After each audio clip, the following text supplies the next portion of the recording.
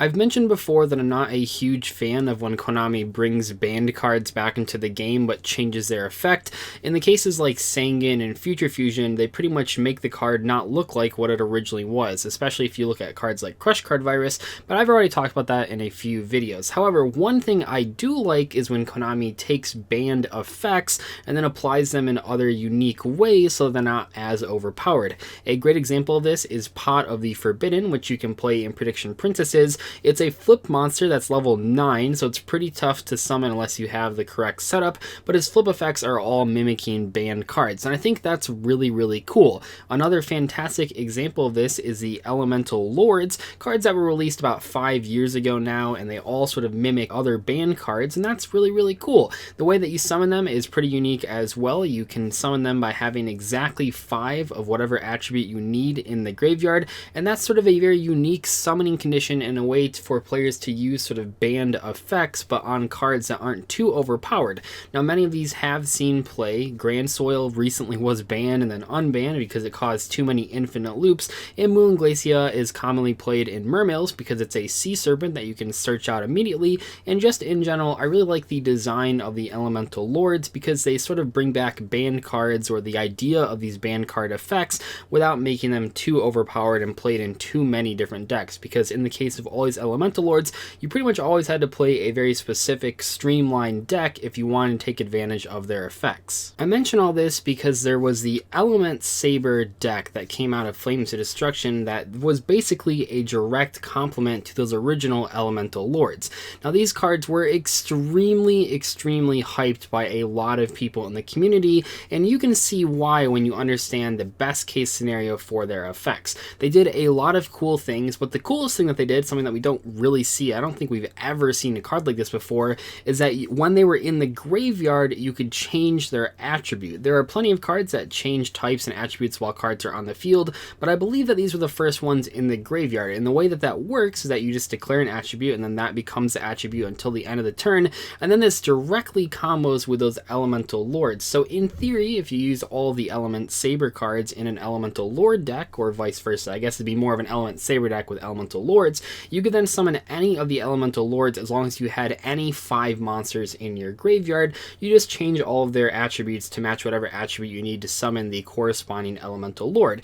And that seems really good, and it seems really good because the Elemental Lords had really powerful effects. It's just that you struggle to consistently abuse them in decks that were playing them. Even in decks like Mermails, there were some awkward situations where you had 4 water monsters in graveyard or 6 water monsters in graveyard, and you couldn't properly summon Moon Glacia. And even in the decks that played Grand Soil, other than the FTKs that were specifically designed around it, sometimes they would struggle to actually consistently put out the card because those cards aren't very good on the first turn unless you can load up your graveyard with a lot of specific attributes. So the Elementsabers sort of aimed to solve that issue while also bringing bonus effects to the table. However, despite the fact that these were very hyped up, they didn't even top a regional qualifier, let alone a YCS, and the deck, for all competitive purposes, flopped entirely. Now, I'm sure there's still people that play these cards because they were very hyped.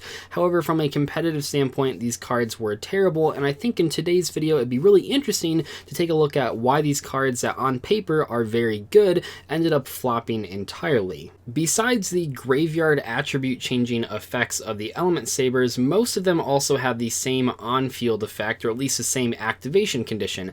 All of them let you once per turn send an Elementsaber monster from your hand to the graveyard to do something else. In some cases, you're adding cards from your deck to your hand, in some cases you're flipping cards face down, in some cases you're negating spells and traps, and that might seem good, except the problem with those on-field effects is that by themselves they are too fair. Many of them are -1s in card economy, and even the ones that plus, sort of pseudo plus, if you add a card from deck to your hand, you have to take a -1 to activate them in the first place. The only real way to get value from these effects is with the field spell, Palace of the Elemental Lords. Now, this thing has a couple different effects, but the main reason this card is so good in an Elementsaber deck is the last effect, which says, once per turn, if an Elementsaber monster in your hand or field would send cards from the hand to the graveyard to activate an effect, you can send that many Elementsabers from your deck to the graveyard instead.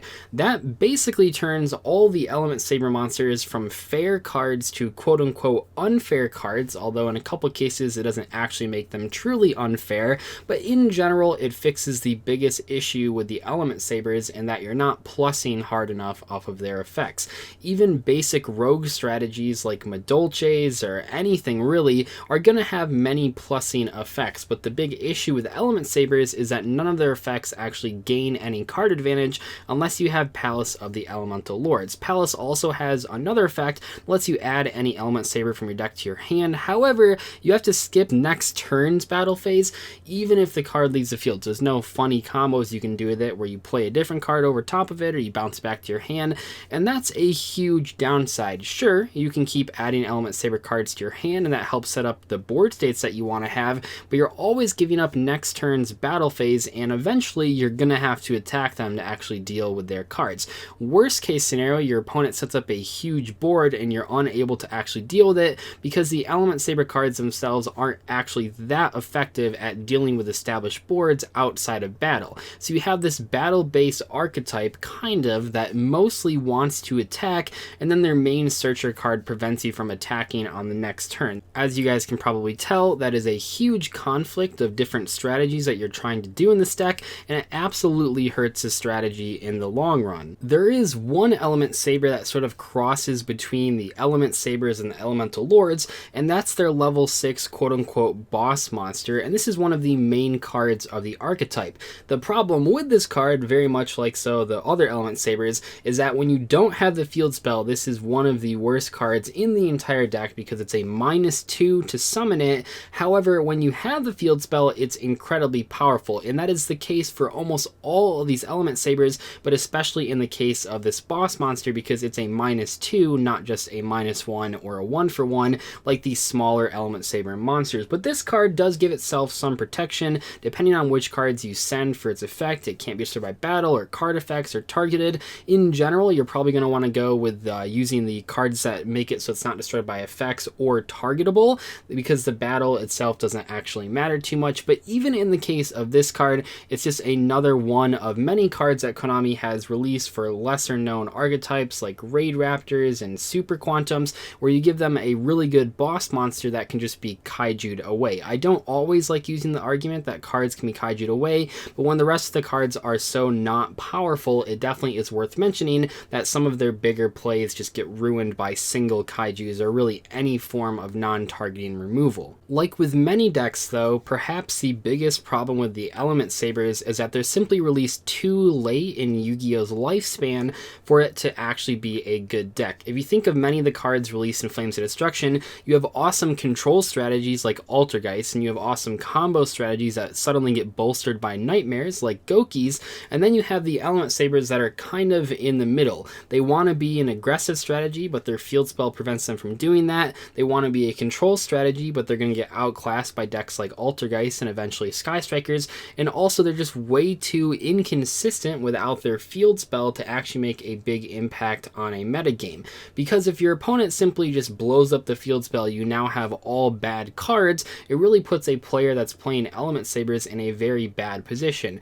We certainly have seen decks before that require their field spell to be playable strategies. Things like ABCs still manage to top events despite the fact that Union Hanger is so ridiculously important to that deck, but in the case of Elementsabers, the rest of the archetype cards are just so independently weak, it is really hard justifying actually playing this strategy. Perhaps, though, the biggest problem with the Elementsaber archetype isn't actually its fault, and that's that its big win condition, the Elemental Lords, aren't actually that powerful in a 2018, almost 2019 setting. When we look at those cards, even though they are based off of banned cards, whether or not it's Heavy Storm or Ring of Destruction or Regeki, many of those effects are simply outclassed by more modern cards. If we're looking at the Elemental Lords, the ones that you'd actually really be focused on summoning on the first turn are Moulin Glacia and Grand Soil, and in both of those cases, you can simply play those cards in other more powerful archetypes. I mentioned earlier that Moulin Glacia fits really well into a Mermail strategy, and that's absolutely true.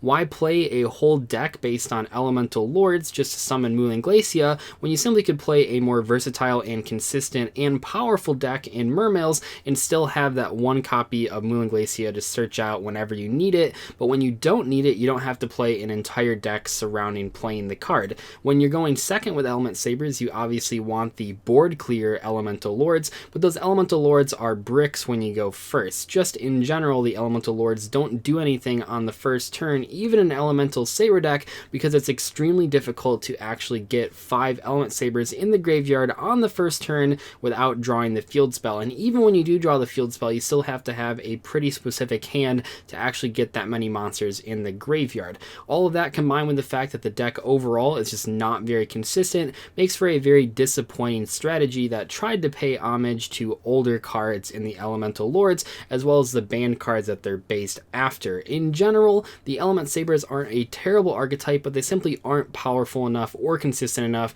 to see competitive play. Hopefully you guys enjoy this analysis of these fallen sort of heroes that people really wanted to be a good archetype. I think the idea is really cool and unique, but unfortunately you don't get bonus points at tournaments for playing something unique. You need to have some competitive edge as well. Anyway though, I'll see you guys later. Thank you so much for watching. Goodbye.